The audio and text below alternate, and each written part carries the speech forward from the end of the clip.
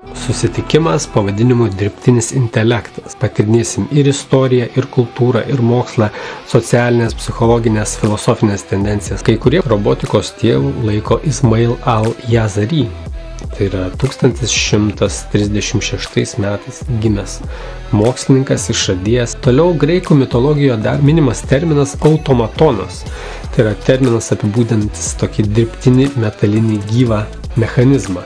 Platono draugas Architas geriausiai prisimenamas išradęs, kaip manoma, pirmąjį savaeigį skraidantį aparatą, tuo pačiu ir genialus išradimas, šiuolaikinio, sakykime, bepiločio drono kamikadzės pirmtakas.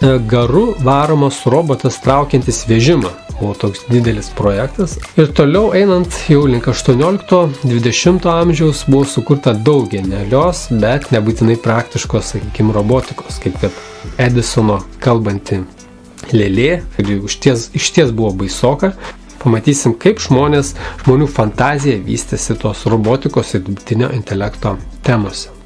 Recenzijose teigiama, kad Butleris pirmasis aprašė apie sąmonės vystymą mašinoje. Tačiau minima, kad daugelis to meto žmonių šitas idėjas priėmė kaip pokštą, ar netgi pasityčiojimą, pasišaipimą iš Darvino teorijų. Dirbtinis intelektas kontroliuoja miestą, tai yra žmonės nusprendė, kad sunku išrinkti gerą ir patikimą valdžią, kuri būtų ir logiška, ir teisinga, ir jie galiausiai paskiria šitą darbą dirbtinio intelekto. Tačiau vėl šitoj situacijai robotas kažkodėl tampa piktybiniu. Tai buvo žiūrėjimas atgal, žiūrėjimas į istoriją, o dabar koks yra sekantis dalykas. 1950-56 metais, tai yra pirmasis etapas. Dar vienas etapas 80-87, vadinamas AI dirbtinio intelekto sprogimu.